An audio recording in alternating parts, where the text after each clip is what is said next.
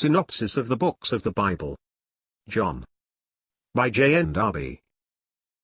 New Testament. The Gospel of John. Chapter 13.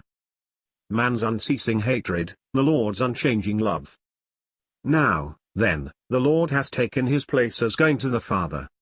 The time was come for it. He takes his place above, according to the counsels of God, and is no longer in connection with a world that had already rejected him, but he loves his own unto the end. Two things are present to him. On the one hand, sin taking the form most painful to his heart, and on the other, the sense of all glory being given to him as man, and of whence he came and whither he was going, that is, his personal and heavenly character in relationship with God, and the glory that was given him. He came from God and went to God, and the Father had put all things into his hands. The service of love, our advocate on high. But neither his entrance into glory nor the heartlessness of man's sin takes his heart away from his disciples or even from their wants. Only he exercises his love, to put them in connection with himself in the new position he was creating for them by entering thus into it. He could no longer remain with them on earth, and if he left them, and must leave them, he would not give them up, but fit them for being where he was. He loved them with a love that nothing stopped. It went on to perfect its results, and he must fit them to be with him. Blessed change that love accomplished even from his being with them here below. They were to have a part with him who came from God and went to God, and into whose hands the Father had put all things, but then they must be fit to be with him there. To this end, he is still their servant in love, and even more so than ever. No doubt he had been so in his perfect grace, but it was while among them. They were thus in a certain sense companions. They were all supping together here at the same table. But he quits this position, as he did his personal association with his disciples by ascending to heaven, by going to God. But, if he does, he still girds himself for their service and takes water, see note 1, to wash their feet. Although in heaven, he is still serving us. See note 2.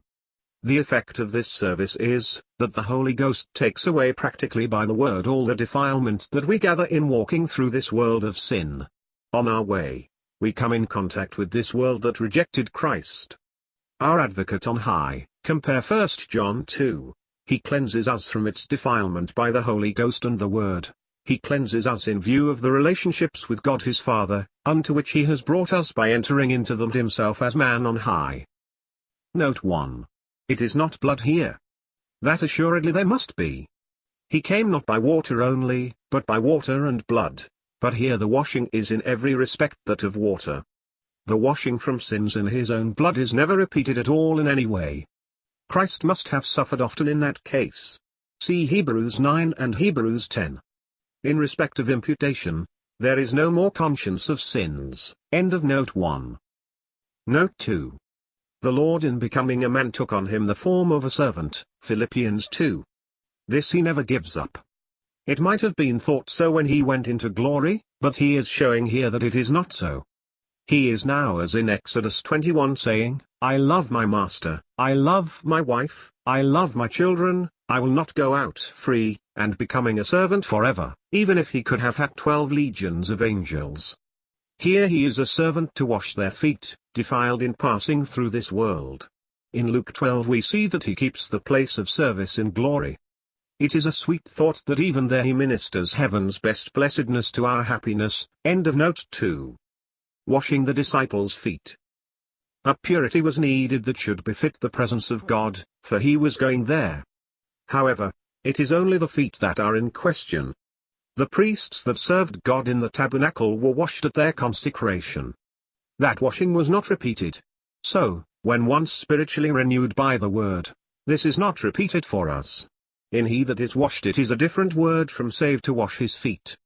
The first is bathing the whole body, the latter washing hands or feet. We need the latter continually, but are not, once born of water by the word, washed over again, any more than the priest's first consecration was repeated. The priests washed their hands and their feet every time they engaged in service, that they drew near to God. Our Jesus restores communion and power to serve God when we have lost it. He does it, and with a view to communion and service, for before God we are entirely clean personally. The service was the service of Christ, of his love. He wiped their feet with the towel wherewith he was girded, a circumstance expressive of service. The means of purification was water, the word, applied by the Holy Ghost. Peter shrinks from the idea of Christ thus humbling himself. But we must submit to this thought, that our sin is such that nothing less than the humiliation of Christ can in any sense cleanse us from it. Nothing else will make us really know the perfect and dazzling purity of God, or the love and devotedness of Jesus, and in the realization of these consists the having a heart sanctified for the presence of God. Peter, then, would have the Lord to wash also his hands and his head. But this is already accomplished. If we are his, we are born again and cleansed by the word which he has already applied to our souls, only we defile our feet in walking. It is after the pattern of this service of Christ in grace that we are to act with regard to our brethren. Judas' treachery known to the Lord. Judas was not clean, he had not been born again, was not clean through the word Jesus had spoken. Nevertheless, being sent of the Lord, they who had received him had received Christ. And this is true also of those whom he sends by his Spirit. This thought brings the treachery of Judas before the Lord's mind. His soul is troubled at the thought, and he unburdens his heart by declaring it to his disciples. What his heart is occupied with here is, not his knowledge of the individual, but of the fact that one of them should do it, one of those who had been his companions. The love of John and Peter to their Lord. Therefore it was, because of his saying this, that the disciples looked upon one another. Now there was one near him, the disciple whom Jesus loved, for we have, in all this part of the Gospel of John, the testimony of grace that answers to the diverse forms of malice and wickedness in man. This love of Jesus had formed the heart of John, had given him confidingness and constancy of affection, and consequently, without any other motive than this, he was near enough to Jesus to receive communications from him. It was not in order to receive them that he placed himself close to Jesus. He was there because he loved the Lord, whose own love had thus attached him to himself. But, being there, he was able to receive them. It is thus that we may still learn of him. Peter loved him, but there was too much of Peter, not for service, if God called him to it, and he did in grace when he had thoroughly broken him down and made him know himself, but for intimacy. Who, among the 12, bore testimony like Peter, in whom God was mighty towards the circumcision. But we do not find in his epistles that which is found in John's. See note. Moreover, each one has his place, given in the sovereignty of God. Peter loved Christ, and we see that linked also with John by this common affection. They are constantly together, as also at the end of this gospel he is anxious to know the fate of John. He uses John, therefore, to ask the Lord, which it was among them that should betray him, as he had said. Let us remember that being near Jesus for his own sake is the way of having his mind when anxious thoughts arise.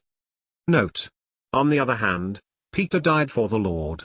John was left to care for the assembly. It does not appear that he became a martyr. End of note. Judas possessed by Satan. Jesus points out Judas by the sop, which would have checked any other, but which to him was only the seal of his ruin. It is indeed thus in degree with every favor of God that falls upon a heart that rejects it. After the sop, Satan enters into Judas.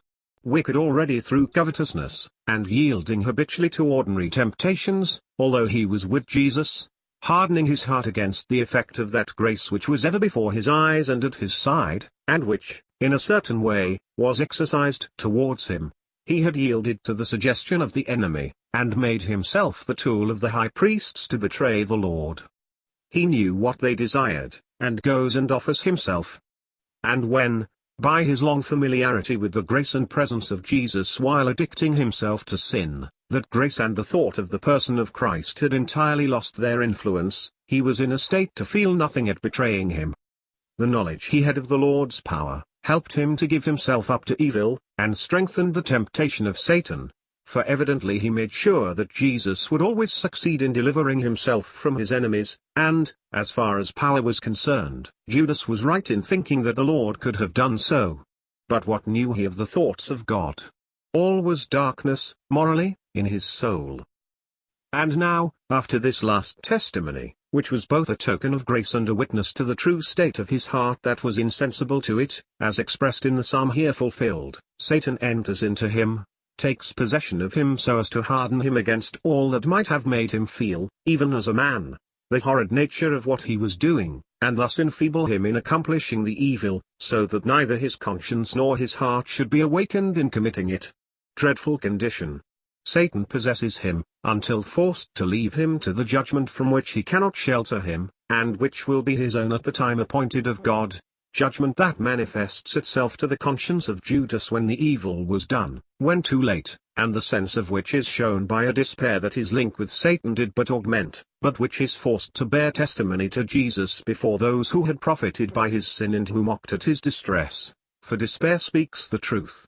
The veil is torn away, there is no longer self-deception, the conscience is laid bare before God, but it is before his judgment.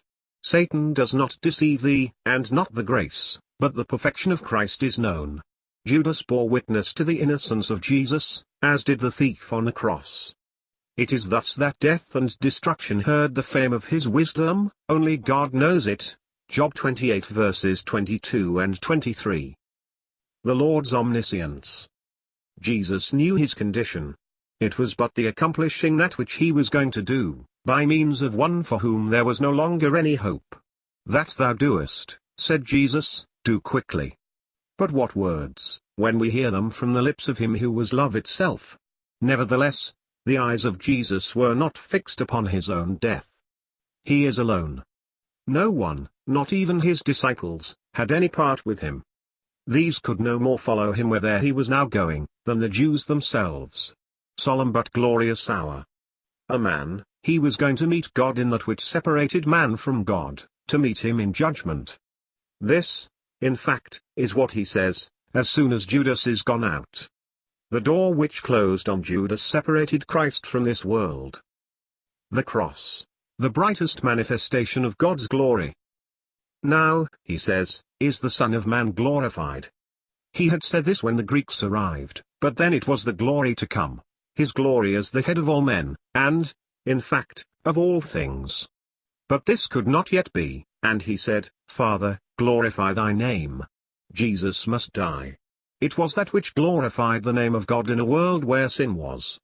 It was the glory of the Son of Man to accomplish it there, where all the power of the enemy, the effect of sin, and the judgment of God upon sin, were displayed, where the question was morally settled, where Satan, in his power over sinful man, man under sin, and that fully developed in open enmity against God, and God met, not as in the case of Job, as an instrument in God's hand for discipline, but for justice, that which God was against sin, but that in which, through Christ's giving himself, all his attributes should be in exercise, and be glorified, and by which, in fact, through that which took place, all the perfections of God have been glorified, being manifested through Jesus, or by means of that which Jesus did and suffered.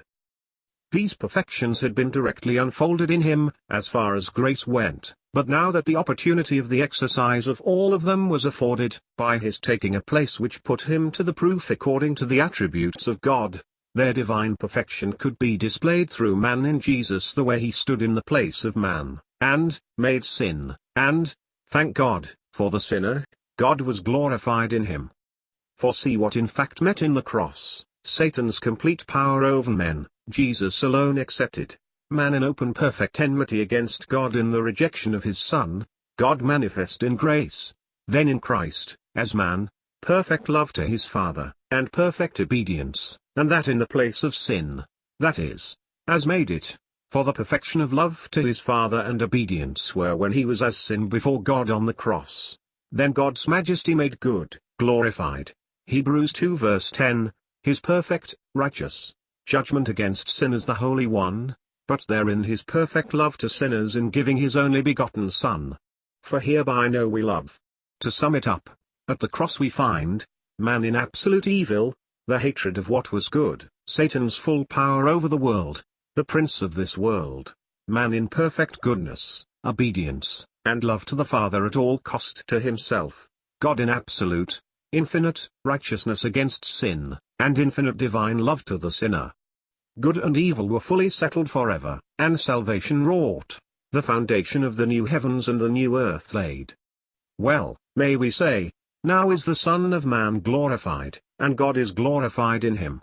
Utterly dishonored in the first, he is infinitely more glorified in the second, and therefore puts man, Christ, in glory, and straightway, not waiting for the kingdom. But this requires some less abstract words, for the cross is the center of the universe, according to God, the basis of our salvation and our glory, and the brightest manifestation of God's own glory, the center of the history of eternity. The Son of Man glorified in Jesus on the cross and God glorified in him there. The Lord had said when the Greeks desired to see him, that the hour has come for the Son of Man to be glorified. He spoke then of his glory as Son of Man, the glory which he should take under that title. He felt indeed that in order to bring men into that glory, he must needs pass through death himself. But he was engrossed by one thing which detached his thoughts from the glory and from the suffering, the desire which possessed his heart that his Father should be glorified. All have now come to the point at which this was to be accomplished, and the moment had arrived when Judas, overstepping the limits of God's just and perfect patience, was gone out, giving the reins to his iniquity, to consummate the crime which would lead to the wonderful fulfillment of the counsels of God. Now, in Jesus on the cross, the Son of Man has been glorified in a much more admirable way than he will be even by the positive glory that belongs to him under the title. He will, we know, be clothed with that glory, but, on the cross, the Son of Man bore all that was necessary for the perfect display of all the glory of God. The whole weight of that glory was brought to bear upon him, to put him to the proof, that it might be seen whether he could sustain it, verify, and exalt it, and that by setting it forth in the place where, but for this, sin concealed that glory, and, so to speak, gave it impiously the lie. Was the Son of Man able to enter into such a place, to undertake such a task, and to accomplish the task, and maintain his place without failure to the end? This Jesus did. The majesty of God was to be vindicated against the insolent rebellion of his creature, his truth, which had threatened him with death, maintained, his justice established against sin, who could withstand it? And, at the same time, his love fully demonstrated?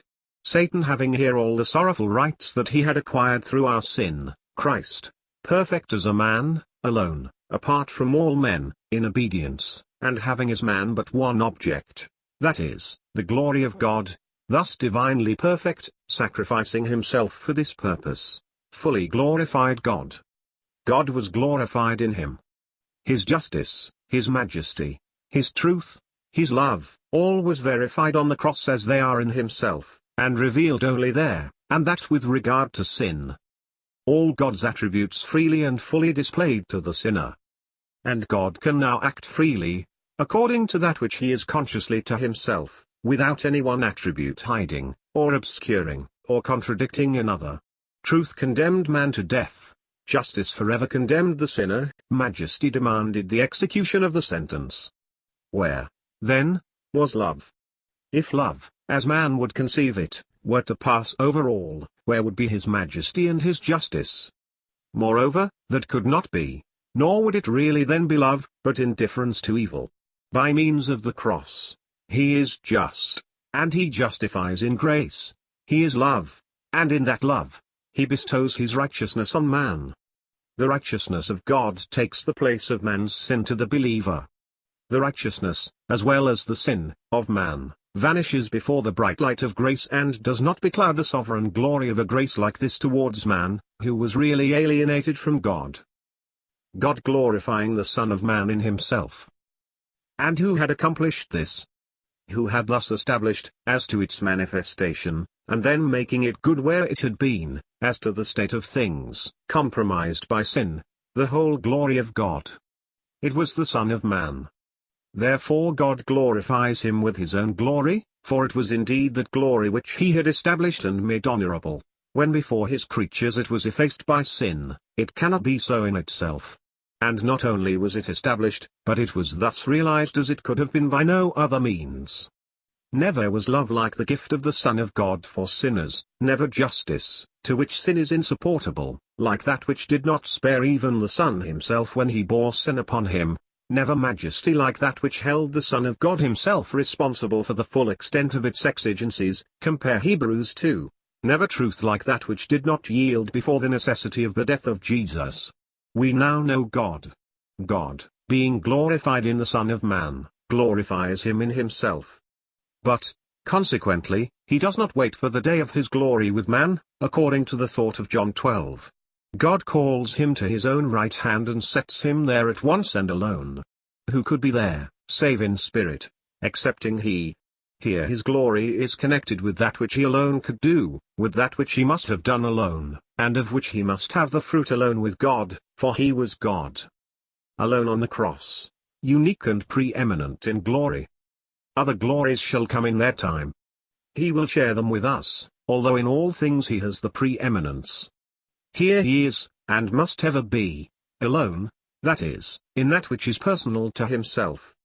Who shared the cross with him, as suffering for sin, and fulfilling righteousness.